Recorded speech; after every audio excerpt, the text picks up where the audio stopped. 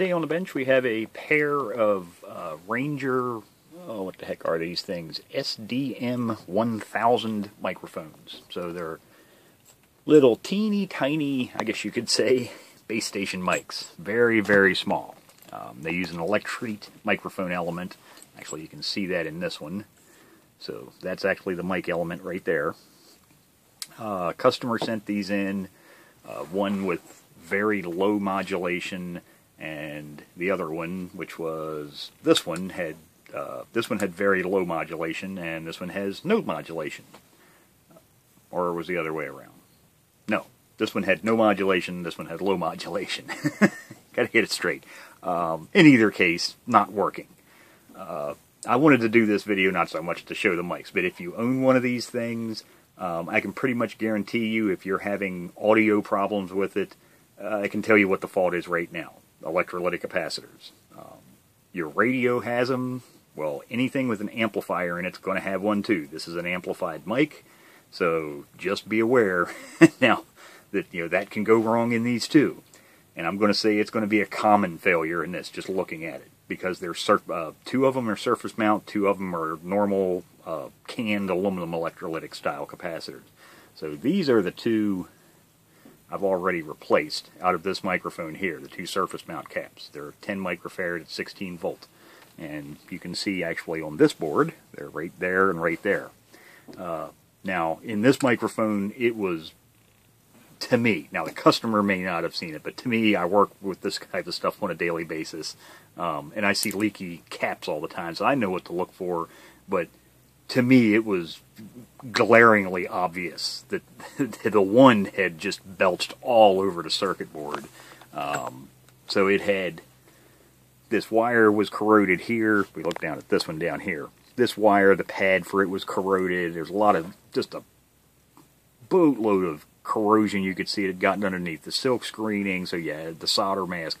This one had leaked really bad, and this one had leaked as well. It hadn't belched out all over the board, but both of the pads were corroded. Actually, the pad for this one was corroded to the point where it just pretty much was snapped off almost the whole way up to this resistor. And if this one goes bad, you're definitely not going to have any audio, because this is the last thing the audio goes through on its way to your radio. So audio comes in from the microphone cartridge over here, comes in through the amplifier circuit, leaves, goes through this electrolytic capacitor, through a resistor, and then through this electrolytic capacitor, and then goes to your radio. So any problem with this one or this one is definitely just going to flat out kill the audio. This one is a filter cap for the basically the power supply rail, because this red wire actually comes up to the battery holder. And yeah, these use little teeny tiny, that's how they can make these so small. They use a little small coin cell, an A76. I think that's, let's see, an A76 is what, a LR44, I think. It's a little 1.5 volt coin cell. But yeah, this one's the power line off of that battery. So this is basically the filter cap for the power supply rail. If it goes bad, yeah, you can have problems, but it's not going to be as blatantly obvious as this one or this one goes bad.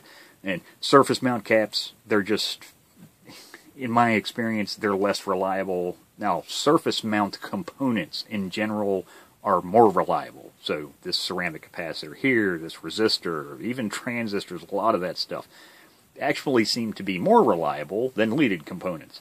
But when it comes to electrolytic or aluminum electrolytic capacitors, yeah, especially in cheaper electronics like this, they're not using high quality name brand stuff. And actually, in all honesty, if you look at radios like a lot of Kenwoods and Yaesus nowadays that are having problems, a lot of that can be traced back to leaky electrolytic capacitors, surface mount styles.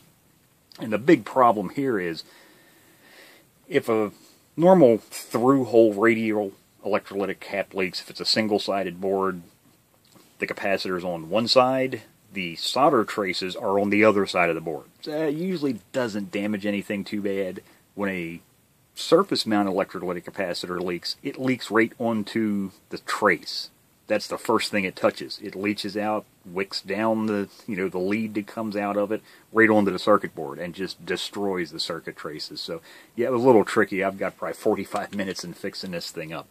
And apparently these things go for a good bit of money. I've never used one, but everything that I, just a quick search on the internet, apparently people love the audio quality out of these things. They say they sound really good, and they go for I think I saw one went for $130 some and more, so they're sought after. Now, don't be fooled by that Ranger name right there.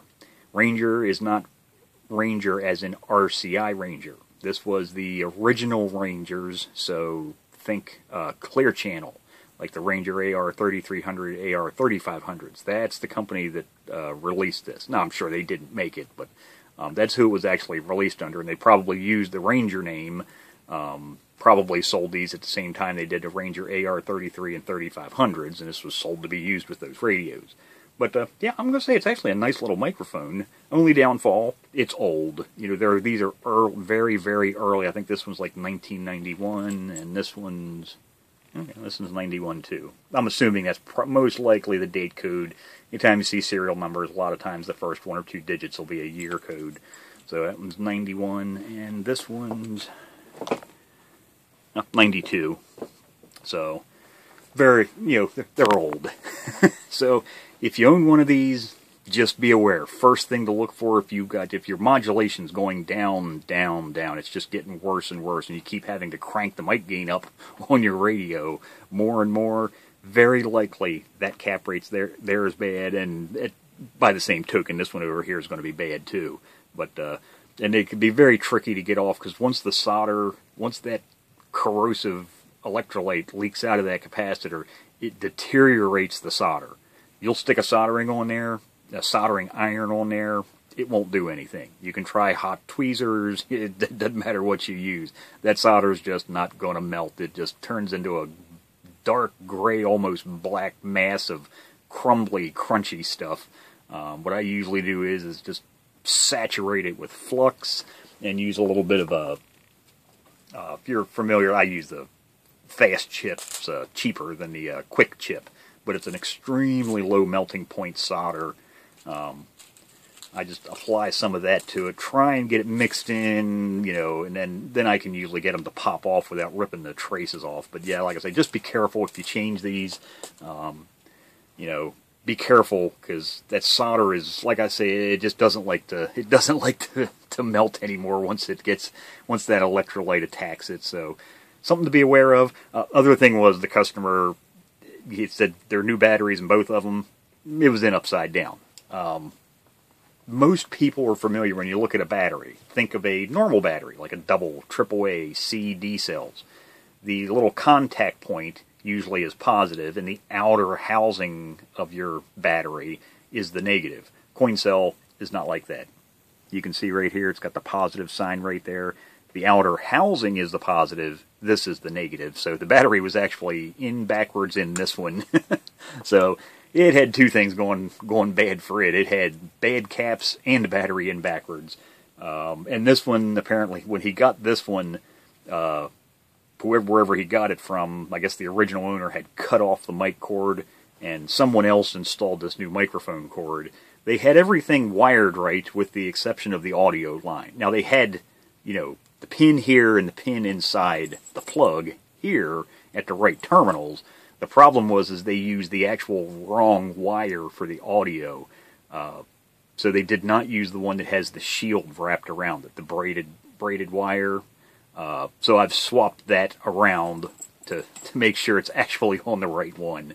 What that does is prevents RF energy. If you have any RF getting back into your shack, prevents it from leaching into your mic cord, because this thing's big long wire that the audio is passing through. You don't want a bunch of RF energy leaching into that, because basically this cord's then acting as an antenna and can cause feedback problems. So there you go. There's just a really quick repair tip on the Ranger SDM1000 microphone. If you've got one, your modulation's going away or is low or is completely gone, probably need to replace these surface mount electrolytic capacitors, just be careful you don't damage the board, because if they've leaked, the board is probably already damaged. You just don't want to make it any worse than it already is. And make sure you put the battery in the right direction. So it's positive up, which is the, wherever I just set that little battery, that is this outside shell. So when you put it in this battery holder, you should be looking at this part that has all the little divots in it, or the actual button part of the cell. That is the negative. So there you go, a few quick tips.